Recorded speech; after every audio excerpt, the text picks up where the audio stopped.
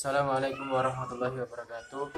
Alhamdulillahirrahmanirrahim. Segala puji syukur kehadirat Allah Subhanahu wa Ta'ala yang telah memberikan kita nikmat, sehat, karunia serta hidayah, sehingga pada pagi hari ini kita bisa mengikuti mata kuliah usul fikih.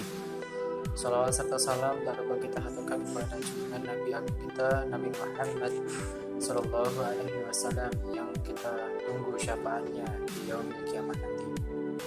Yang terhormat Ibu Tawang Ma'rufah serta teman-teman yang saya cintai dan saya banggakan, sehingga kami untuk mempresentasikan hasil diskusi kami yang berjudul Ijtihad, Taklid, dan Iktibar pada mata kuliah usul fikih ini. Perkenalkan, nama saya Kifayus Naufal Arsyad Budi, 2021 dan teman saya yang bernama Diah Esinta Putri, NEM 20212180, serta teman kami yang satunya adalah Yeni Kurniasari 20212108. Pengertian ijtihad. Menurut bahasa, ijtihad artinya bersungguh-sungguh dalam mencurahkan pikiran, sedangkan menurut istilah, ijtihad adalah mencurahkan segenap tenaga dan pikiran secara bersungguh-sungguh untuk menetapkan suatu hukum. Oleh secara terminologis, berijtihad berarti mencurahkan segenap kemampuan untuk mencari syariat atau melalui metode tertentu. Usul fikih mendefinisikan ijtihad dengan pencurahan kemampuan secara maksimal yang dilakukan oleh fikih. Hukum ijtihad. Hukum ijtihad secara umum itu adalah wajib, artinya seseorang itu wajib melakukan ijtihad untuk menggali dan merumuskan hukum syara dalam hal-hal yang syara. Perintah berijtihad ini diungkapkan dalam firman-Nya surat Al-Hasyr ayat 2 yang artinya, maka ambillah dalam kurung kejadian itu untuk menjadi pelajaran, wahai orang-orang yang memiliki pandangan. Posisi ijtihad. Proses ijtihad pada masa awal memiliki hubungan yang erat dengan Al-Quran. Dinyatakan demikian karena sahabat yang juga sebagai mujtahid ketika dihadapkan pada permasalahan-permasalahan hukum yang berupaya dengan bersungguh-sungguh dalam menggali makna dasar ayat-ayat Al-Quran, mengeluarkan kandungan hukumnya. Pengertian taklid. Taklid berasal dari kata khalqaladoh yang artinya kalung. Menurut asalnya, khaladoh itu digunakan untuk sesuatu yang diletakkan membelit di leher seekor hewan, dan hewan yang dikalungi itu akan mengikuti sepenuhnya kemana saja kalung itu ditarik orang. Secara bahasa, taklid berasal dari kata khaladoh, yukhalidu taklidan, yang mengandung arti mengalungi, menghiasi, meniru, menyerahkan, dan mengikuti.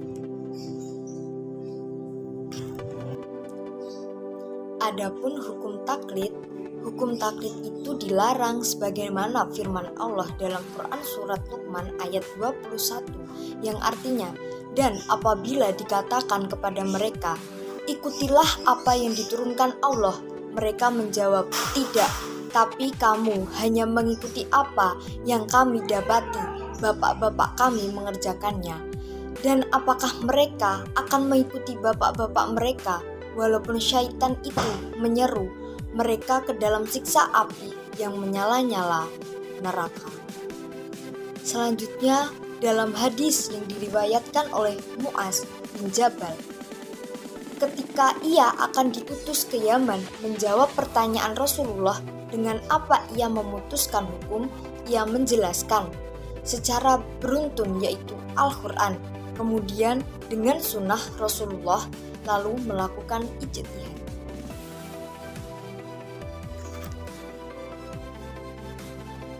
Adapun posisi taklid, seseorang yang kurang ilmu maka harus merujuk kepada orang-orang yang memiliki keahlian dan pengetahuan yang mendalam terlebih dalam urusan agama.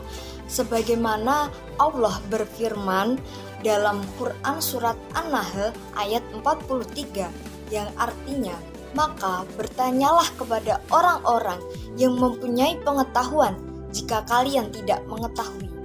Merujuk kepada yang memiliki pengetahuan mendalam terkait agama Islam adalah suatu fitrah dan rasional bagi orang yang awam. Seluruh fuqaha menulis risalah amaliyah bahwa seorang muslim untuk menjalankan taklif syar'inya tentulah merujuk kepada seorang faqih yang memenuhi syarat atau faqih jami' syariat. Selanjutnya yaitu ada ittiba. Pengertian ittiba. Menurut bahasa, ittiba berasal dari bahasa Arab yaitu masdar atau kata bentukan dari kata ittiba'a yang berarti mengikuti. Sedangkan menurut istilah, ittiba adalah mengikuti pendapat seseorang baik itu ulama atau yang lainnya dengan didasari pengetahuan dalil yang dipakai oleh ulama tersebut. Menurut ulama usul, ittiba ialah mengikuti atau menuruti semua yang diperintahkan. Hukum ittiba.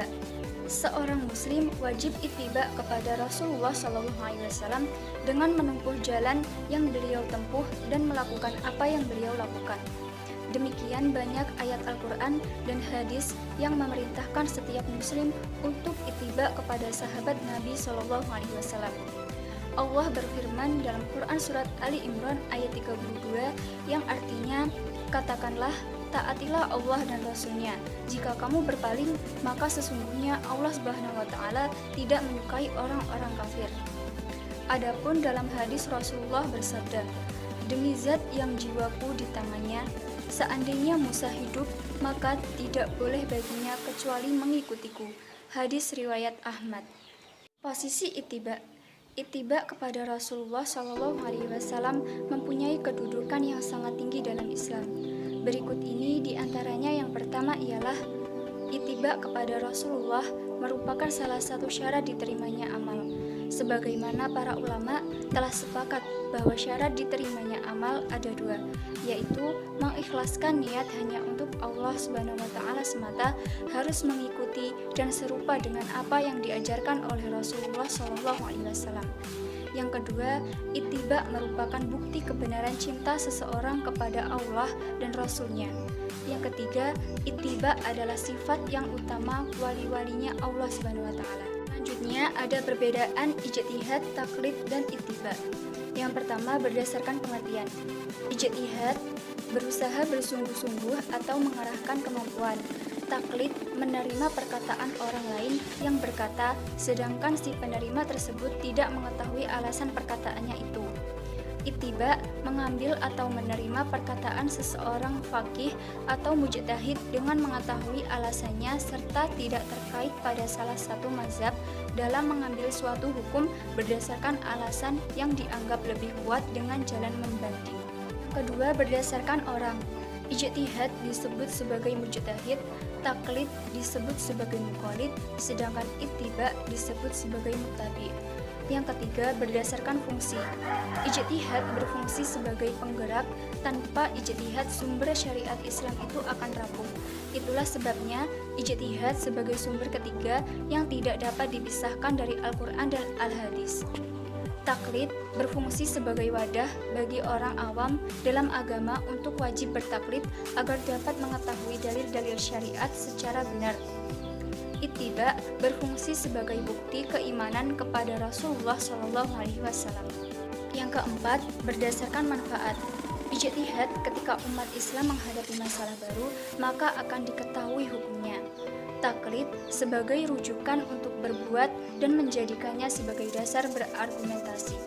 Ittiba al-falah, yaitu mereka suatu keberuntungan yang diperoleh oleh orang yang ittiba kepada Rasulullah SAW. Sekian, terima kasih presentasi dari kelompok kami yang berjudul tentang ijtihad, taklid, dan ittiba dalam matkul mata kuliah usul fikih. Bila ada kesalahan mohon dimaafkan. Assalamualaikum warahmatullahi wabarakatuh.